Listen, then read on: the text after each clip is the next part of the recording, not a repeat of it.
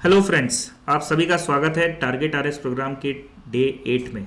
आज का जो हमारा टॉपिक है वो टॉपिक है मैनेजमेंट का से रिलेटेड। कल हमने क्वेश्चंस देखे थे मैनेजमेंट के ही, कुछ सिलेबस का एक पोर्शन को हमने लिया था, उसमें से हमने 10 क्वेश्चंस बनाए थे। आज second part of the syllabus को हम डिस्कस कर रहे हैं। तो पहले देखते हैं कि वो कौन से एरियाज़ हैं जिसको हमने यहाँ कवर किया है। तो आपने ये वाला जो पोर्शन है इससे आपने कल क्वेश्चंस देखे थे। आज जो हम इस पोर्शन से रिलेटेड क्वेश्चंस पूछ रहे हैं, अगर आप देखेंगे कि leadership theories and styles, group behaviour, individual behaviour, attitude, values, team building, motivation theories, conflict management, time management, stress management, training development and appraisal system, तो ये सारे टॉपिक्स ऐसे हैं जिसमें बहुत ज़्यादा टर्मिनोलॉजी और डेफिनेशंस आती हैं। तो हमारे क्वेश्चंस में भी आपने देखा होगा कि डेफिनेशंस बहुत सारी चीज़ें पूछी हैं। तो स्टार्ट करते हैं। सबसे पहला question, qualities of a good leader. हम हमेशा हमारे बोलचाल की भाषा में भी बोलते हैं कि एक अच्छा लीडर ऐसा होना चाहिए जो लोगों के साथ चले, लोगों को लेकर चले, उनके बेहतरी के बारे में सोचे, अपने हित के बारे में कम सोचे और लोगों के हित के बारे में अच्छे से सोचे, अपनी बात पर अड़ा रहे। तो ये सारी बातें जो हैं यही एक अच्छे लीडर की वैल्यूज़ और उसकी कैरेक्टरिस्टिक हैं। उसकी जो टेक्निकल टर्मिनोलॉजी है जो हम आंसर में आनी चाहिए वो हमने यहाँ लिखी हैं। जैसे 10 कैरेक्टरिस्टिक्स यहाँ पे लिखी हुई हैं। इंटीग्रिटी होनी चाहिए। इंटीग्रिटी मतलब सत्यनिष्ठा, वो अपनी बात पे, अपनी चीज़ों पे अड़ा रहे, और सत्य मतलब उसमें अपनी चीज़ों से अड़िग रहना ही सत्यनिष्ठा का वो है। Ability to delegate. Team building में क्या होता है कि डेलीगेशन इज़ वेरी इंपॉर्टेंट। अगर आप सारे काम खुद ही करने लगोगे तो लोगों के साथ पावर शेयरिंग नहीं करोगे तो एक ऑटोक्रेटिक मूवमेंट की तरफ चले जाओगे। कम्युनिकेशन, देखिए आप देखते होंगे कि मोदी जी जो है वो मन की बात से सीधे लोगों से संवाद करते हैं, या मोदी जी के अगर आप देखेंगे कि उनका जो लोकप्रियता का ग्राफ है वो इसलिए बढ़ा क्योंकि उनका कम्युनिकेशन स्टाइल जो था वो ऐसा था जिससे वो लोगों से कनेक्ट कर पाते थे। तो एक अच्छे लीडर की खासियत होती है कि वो एक अच्छा कम्युनिकेटर भी हो, सेल्फ अवेयर हो, उसको अपने बारे में मालूम हो, अपने इमोशंस के बारे में मालूम हो, इमोशनल क्वोशंट उसका हाई हो। ग्रेटिट्यूड की अगर हम बात करें तो वो ही शुड बी ग्रेटफुल टू जिनके कारण वो यहाँ तक पहुँचा है। लर्निंग एजिलिटी होनी चाहिए, वो दूसरों को इन्फ्लुएंस कर सके, एम्पैथाइज कर सके, उसमें हिम्मत हो कि वो बोल्ड स्टेप्स ले सके, दूसरों की रेस्पेक्ट करे। तो ये सब ऐसे पॉइंट्स हैं जो आपके आंसर में होने चाहिए। अगर आप इसमें से 5-6 भी पॉइंट्स लिख देंगे तो आपको आंसर में अच्छे मार्क्स मिलेंगे। सेकंड क्वेश्चन है कि किस तरीके के 3 काइंड्स ऑफ लीडरशिप, अलग अलग तरीके के कैटेगराइजेशन लीडरशिप के लिए किए जा सकते हैं। जो पहले बेसिक 3 बुनियादी कैटेगराइजेशन है उसको अगर हम देखें तो ऑटोक्रेटिक, पार्टिसिपेटरी और लीजर फेयर। तो ऑटोक्रेटिक के अंदर जो तानाशाही होती है, पार्टिसिपेटरी में सहभागिता के साथ में जो लीडर्स काम करते हैं, लीजर फेयर के हिसाब से जिसमें मार्केट के जैसे स्वच्छंदता के तौर पे जो लीडरशिप डेवलप होती है। तीसरा जो क्वेश्चन था वो क्वेश्चन था स्ट्रेस मैनेजमेंट से रिलेटेड। स्ट्रेस मैनेजमेंट एक बहुत ही पर्टिनेंट और इम्पॉर्टेंट आस्पेक्ट है जिसमें जो हम आज के टाइम पे फेस करते हैं। क्योंकि स्ट्रेस क्या होता है? स्ट्रेस होती है एक फीलिंग ऑफ इमोशनल और फिज़िकल टेंशन। तो उसको मैनेज कैसे किया जाए? तो देखिए ये स्ट्रेस मैनेजमेंट एक्चुअली टेक्निक्स और साइकोथेरेपीज़ का एक स्पेक्ट्रम है। मतलब एक उनको मिला के बनने वाला एक सोल्यूशन है जो इंसान के स्ट्रेस को कम करता है, स्पेशली जो क्रॉनिक स्ट्रेस है उसको, बहुत लंबे समय से जो स्ट्रेस चल रहा है। क्योंकि स्ट्रेस क्या करता है कि आपकी फ़िज़िकल हेल्थ और पे इफ़ेक्ट करता है और डिप्रेशन की तरफ मूव भी करता है।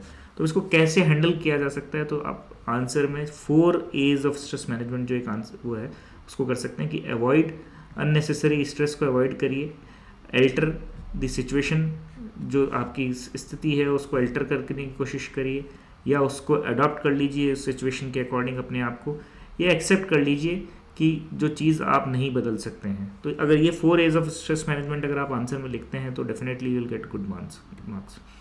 नेक्स्ट क्वेश्चन है, वो क्वेश्चन है collaborating style of conflict management से। अगेन एक वेरी इंपॉर्टेंट और इंटरेस्टिंग सा आस्पेक्ट है कॉन्फ्लिक्ट मैनेजमेंट। कॉन्फ्लिक्ट मैनेजमेंट में क्या होता है कि कॉन्फ्लिक्ट पहले तो होता क्या है? कॉन्फ्लिक्ट एक तरीके की स्थिति है, मनोस्थिति है, या एक परसेप्शन है जिसमें दोनों जो पार्टीज़ हैं वो एक एक्सेप्ट करती हैं कि भाई हम एक दूसरे के बीच में हमारे में कुछ अनबन है या कुछ संघर्ष है। उससे नुकसान क्या है कॉन्फ्लिक्ट से नुकसान ये है कि टीम जो है वो अपने फोकस कॉमन गोल्स से हटा के आपसी प्रतिस्पर्धा पे करने लग जाते हैं। जजमेंट जो है उनका डिस्टॉर्टेड हो जाता है, कोऑपरेशन जो होना चाहिए वो लैक करने लग जाते हैं। तो तो अब इसको इस पे जो है थॉमस किलमैन और ने जो है कॉन्फ्लिक्ट के अलग अलग मोड्स बताए, तो किस किस तरीके के हैं। अगर आप यहाँ देखेंगे तो यहाँ दो जो एक्सेस हैं उसमें इस राइट्स जो वाई एक्सेस है उसके ऊपर आप देखेंगे कि असर्टिवनेस की बात कर रहे हैं या कोऑपरेटिवनेस की बात कर रहे हैं। तो यहाँ 5 तरीके के मॉडल बता रखे हैं: कंपीटिंग, कॉम्प्रोमाइजिंग, एकोमोडेटिंग, एवॉइडिंग या कोलाबरेटिंग। तो कंपीटिंग में जैसे क्या होता है, जैसे आप यहाँ इसको एक और इंटरेस्टिंग सी इमेज आप अपने राइट साइड में देख पा रहे हैं। इसमें यहाँ कुछ एनिमल्स को जो है उससे इंटरलिंक किया गया है। तो देखिए कॉम्पिटिंग में क्या है कि वो डिसीजंस जो अनपॉपुलर हैं बट नेसेसरी हैं। तो इसमें क्या है कि असर्टिव तो है ये पर कोऑपरेटिव नहीं है, मतलब ये किसी को किसी से साथ में उसको मिल लेके नहीं चल रहा। अगर आप ये देखोगे तो ये ना तो असर्टिव है ना कॉम्पिटिटिव है, ये खुद अकेला ही चल रहा है, धीरे धीरे चल रहा है। ये हम गुडी चीज़ देख रहे हैं कि जिसमें वो एकोमोडेटिंग है कि मतलब उसने रिलेशन तो मेंटेन कर लिए पर कोई उसने बहुत ज़्यादा असर्ट नहीं किया। ये आप इसको देख सकते हैं जो कॉम्प्रोमाइज़ किया, मतलब जिसका ना बहुत ज़्यादा असर्टिव था ना कोऑपरेटिव था।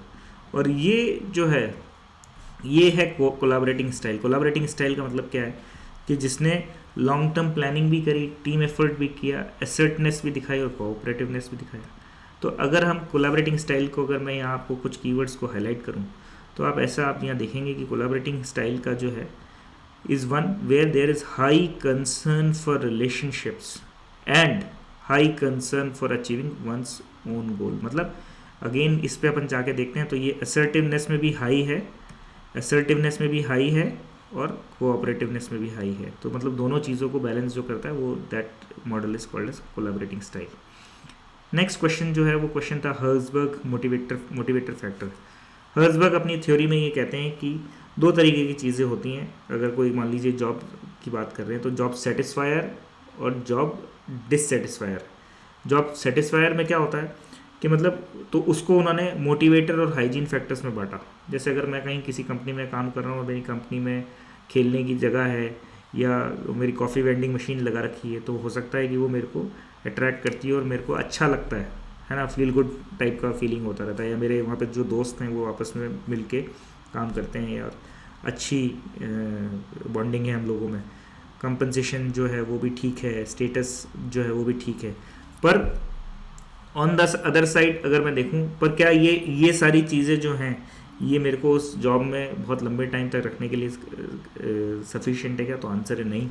तो ये एक तरीके से सेटिस्फैक्ट्री और अनसेटिस्फैक्ट्री वाली पार्ट को अगर हम देखें तो मोटिवेटर्स वो होते हैं जो आपको इंट्रिंसिक एलिमेंट्स की तरह काम करते हैं, जो आपको उस जॉब में रखने के लिए या मोटिवेट करते हैं। तो क्या क्या चीज़ें हो सकती हैं उसमें? आप रिस्पॉन्सिबिलिटी, आपको अच्छी रिस्पॉन्सिबिलिटी मिली हुई हो, अगर आपको जॉब सेटिस्फैक्शन हो, रिकग्निशन हो, अचीवमेंट हो, आपके ग्रोथ की अपॉर्चुनिटीज़ अच्छी हो, एडवांसमेंट अच्छा हो रहा है, तो ये मोटिवेटर के तौर पे काम करता है। तो ये हर्ज़बर्ग की मोटिवेटर थ्योरी में आपको ये मोटिवेटर्स लिखने हैं। नेक्स्ट क्वेश्चन जो था वो क्वेश्चन था बिहेवियरल आइडियोलॉजी ऑफ लीडरशिप पे। मैंने अगेन कहा आपको लीडरशिप स्टाइल्स पे क्वेश्चन सीधे सीधे बनता है इसके ऊपर।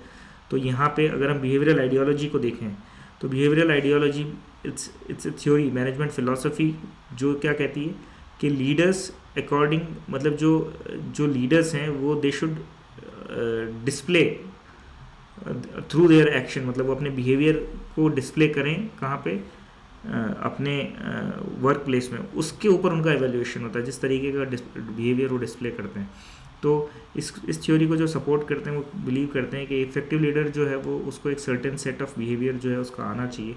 मतलब जैसे फॉर एग्जांपल अगर आप कहीं, आप खुद एक टीम लीडर हैं या आप एक टीम के साथ काम कर रहे हैं या एक ऑफिस में काम कर रहे हैं, अगर आप एक छोटा सा एग्जांपल ये है कि आप अपने हर कर्मचारी के साथ नोट करते हैं कि हाँ नमस्कार भी करते हैं या हाय हेलो करते हैं, तो थोड़ा सा आपके लिए एक बॉन्डिंग बनती है और उसको आपके साथ काम करने में आसान होता है। तो that is one thing which is there as a behaviour.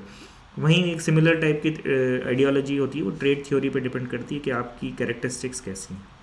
Next question है time management is an essentially a choice management. Yes definitely it is. Time management को अगर हम देखें तो अगर हम उसके पर्सपेक्टिव को समझने की कोशिश करें तो हर पल, हर मोमेंट, हर टाइम पे आपके पास में एटलीस्ट 2 ऑप्शन होते हैं। वो ऑप्शन होते हैं कि आपको चीज़ करनी है या नहीं करनी है, हाँ या ना। जैसे फॉर एग्जांपल अभी आपको एक कॉल आ रहा है और आप कोई और काम भी कर रहे हैं, तो आपको कॉल उठाना है या नहीं उठाना है, दैट इज़ योर चॉइस, क्योंकि उस चॉइस के बेसिस पर डिपेंड करेगा कि आप उसमें अपना कितना टाइम इन्वेस्ट करेंगे। तो टाइम इन्वेस्टमेंट ही टाइम ऑर्गेनाइजेशन और प्लानिंग का काम करेगा। अगर जितना टाइम आप उसमें इन्वेस्ट कर रहे हैं, अगर आप उसको बेटर प्लान कर सकें और उसको ऑर्गेनाइज कर सकें, तो वही मैनेजमेंट ही टाइम मैनेजमेंट होता है। तो अगर आप अपनी चॉइसेस को राइट कर दें तो वो चॉइस मैनेजमेंट बन जाएगा, वही चॉइस मैनेजमेंट आपका टाइम मैनेजमेंट बन जाएगा। तो इसमें आप ये देखेंगे कि टाइम मैनेजमेंट जो है वो managing time effectively so that the right time is allocated to the right activity. तो राइट एक्टिविटी को डिसाइड कैसे करेंगे? Again right activity is decided by the choices which you are making in your life. तो इस question में ये points आप लिख सकते हैं। नेक्स्ट क्वेश्चन है वो which is a very interesting question, Tuckman's 5 stages of team development. अब टकमैन टीम डेवलपमेंट सीधे सीधे क्वेश्चन आपका सिलेबस में दे रखा है ग्रुप डेवलपमेंट के बारे में, ग्रुप बिहेवियर के बारे में, तो इस पर क्वेश्चन हो सकता है कि पूछ लिया जाए। अब इसको इस तरीके से समझते हैं कि कोई भी, जैसे हम लेट्स से कि हम कोई चार दोस्त हैं, वो एक स्टार्टअप खोल रहे हैं, तो चार लोग अलग अलग एंटिटी हैं, वो एक साथ मिलते हैं, पहली बार वो मिलते हैं तो आपस में एक दूसरे को जानने की कोशिश करते हैं, समझने की कोशिश करते हैं कि वो किस तरीके के हैं, उनको क्या आता है, कितने नॉलेज है, किस जगह किस रोल में फिट हो सकते हैं। तो वो एक तरीके का टीम फॉर्मेशन का फर्स्ट पार्ट है, वो जिसको कहते हैं फॉर्मिंग। सेकेंड स्टेप होता है कि स्टॉर्मिंग, जहाँ हम एक दूसरे से डिस्कस करने लगते हैं, तो हमारे को एक दूसरे के बारे में पता चलने लगता है, उसको पता चलता है कि मोटिवेशन क्या है, इसका क्यों आना चाहता है, इसका इंटेंशन क्या है। तो वहाँ कॉन्फ्लिक्ट्स भी होते हैं, वो एक दूसरे के साथ डिस्कस करते हैं, तो उनको समझ में आने लगता है कि भाई दिस इज़ ये एक दूसरे की स्ट्रेंथ है, ये एक दूसरे की वीकनेस है।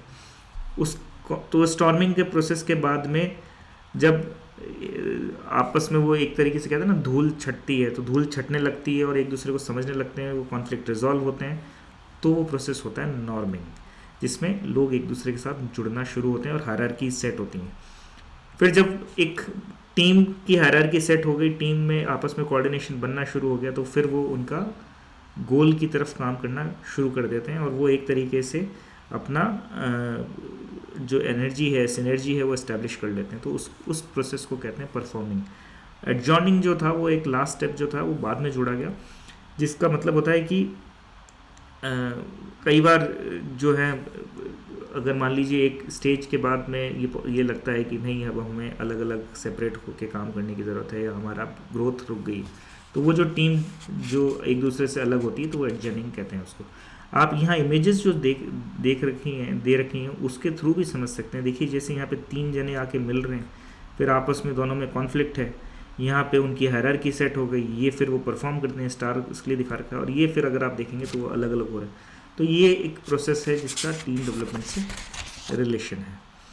नेक्स्ट क्वेश्चन जो है वो पॉजिटिव एटीट्यूड से, मतलब this is a very general type of question. इसको आप बिना किसी टर्मिनोलॉजी को जाने भी लिख सकते हैं। तो आप इसमें जितना बेहतर पॉइंट्स लिखेंगे, जितने नंबर ऑफ पॉइंट्स बढ़ाएंगे, उतना ही आपको बेटर मार्क्स मिलेंगे। पॉजिटिव एटीट्यूड क्या होता है कि टूवर्ड्स, मतलब आपका किसी भी स्थिति के प्रति किस तरीके से आप उस पर रिएक्ट कर रहे हैं, किस तरीके से उस पर सोच रहे हैं, तो ये जो कैरेक्टरिस्टिक है that is called as positive attitude. उससे होता क्या है, वो स्ट्रेस लेवल्स को घटा देता है, आपकी प्रोडक्टिविटी को बढ़ा देता है, क्योंकि आपको एक पॉजिटिव इन्वायरमेंट मिलता है। कोई बात नहीं, कोई मुसीबत आ गई तो आपका बॉस अगर आपको बोले कि कोई बात नहीं, अपन आगे और अच्छा कर लेंगे, कोई बात नहीं, अपन इसको इस तरीके से और बेहतर कर सकते हैं, तो वो एक साइन है कि आपको एक आपके साथ में एक पॉजिटिव पर्सनालिटी जुड़ी हुई है और वो आपको हेल्प कर रही है। तो उससे होता क्या है, वो प्रॉब्लम सॉल्विंग स्किल्स जो है वो इम्प्रूव हो जाती हैं टीम के बीच में, क्योंकि एक दूसरे के साथ में शेयरिंग होना शुरू हो जाता है। नई स्किल सीखने के लिए भी लोग तैयार रहते हैं, वो इस बात को एडॉप्ट करने के लिए रेडी रहते हैं कि चलिए कोई नई चीज़ सीखते हैं। डिसीजन मेकिंग उनके लिए आसान हो जाता है, वो उनको जो नई अपॉर्चुनिटीज़ दिख रही होती हैं उसको सीज़ करने में हेल्प करता है, उनके बीच में इंटरेक्शन फैसिलिटेट करता है। इस तरीके के काफ़ी सारे पॉइंट्स हैं जो आप लिख सकते हैं, उससे आपको आंसर्स डेफिनेटली आपका बेटर होगा। नेक्स्ट एंड फाइनल जो क्वेश्चन है वो क्वेश्चन है training and development in an organisation. Again मैंने जैसे आपसे कहा कि इस क्वेश्चन को लिखने के लिए you don't need any particular आपको कोई पर्टिकुलर किताब को पढ़ने की ज़रूरत नहीं है, चीज़ समझने की ज़रूरत नहीं है, ये आप अपने दिमाग से भी लिख सकते हैं। अगर आप ब्रेनस्टॉर्मिंग करेंगे तो भी इस आंसर तक पहुंच सकते हैं। हो सकता है कि आपको कुछ टेक्निकल टर्मिनोलॉजी नहीं आए, तो उसकी कोई घबराने की बात नहीं है, आप फिर भी एक आंसर, बेटर आंसर लिख सकते हैं। तो इसमें अपन देखेंगे कि बेनिफिट्स क्या होते हैं। अगर हम ट्रेन करते हैं तो किसी को जो कमज़ोरी है उसकी वो हट जाती है, उसके परफॉर्मेंस जो है वो बेटर हो जाता है, उसकी ग्रोथ के चांसेस जो हैं वो बढ़ जाते हैं, उसको खुद को काम करने में मज़ा आता है, जो उसकी प्रोडक्टिविटी है वो इम्प्रूव हो जाती है, उसका सेटिस्फेक्शन जो है वो बढ़ जाता है। तो मतलब यही सारे पॉइंट्स यहाँ पे लिखे गए हैं। तो आप देखेंगे कि इसमें कुछ एस्पेक्ट्स ऐसे हैं जिसमें हम जेनरिक आंसर्स भी लिख सकते हैं, पर उसमें भी पॉइंट्स निकालना तब पॉसिबल हो पाएगा जब आप ब्रेनस्टॉर्मिंग करना शुरू करेंगे, आप सोचना भी शुरू करेंगे। तो आपको अपने एनवायरनमेंट से भी लर्निंग की ज़रूरत है। तो आई होप ये आपको आज का जो डिस्कशन है वो पसंद आया होगा, और इससे आपने कुछ की पॉइंट्स लिए होंगे जो आप अपने एग्ज़ाम्स में यूज़ कर पाएंगे। नेक्स्ट जो कल का डे है उसमें हम जो remaining part of the management है उसको डिस्कस करेंगे। और जितना आप आंसर्स लिखेंगे, मैं इसमें एक और चीज़ आपसे कहना चाहूँगा कि आप खुद तो आंसर लिख ही रहे हैं, आपसे हमारा रिक्वेस्ट ये है कि दूसरों के आंसर्स को भी पढ़ें, उनको भी रिव्यू करिए। उससे आपके आंसर को, आपको ये समझने में हेल्प मिलती है कि कैसे और बेहतर लिखा जा सकता है। हो सकता है कि आप ही जो आंसर लिख रहे हैं वो सबसे बेहतर हो, तो उसमें अगर कुछ एड ऑन यहाँ से हो सकता है तो वो आपके लिए हेल्पफुल है। अगर आप सबसे अच्छे आंसर्स नहीं लिख रहे हैं तो आपको दूसरों की भी आंसर्स पढ़ने से हेल्प मिलेगी, तो उससे एक तरीके से आपका रिवीजन भी होगा और आपका कॉन्फिडेंस भी बढ़ेगा। तो इसी तरह से लिखते रहिए और इसी तरीके से पार्टिसिपेट करते रहिए प्लीज़। और हमारा जो चैनल है उसको लाइक, शेयर एंड सब्सक्राइब भी कीजिए। इससे हमारे पास आपके जितना पार्टिसिपेशन बढ़ेगा उतना अच्छा आंसर्स आपको लिखने को और देखने को मिलेंगे। So thank you for joining us. कल फिर इसी टाइम पे इसी तरीके से हम बात करेंगे।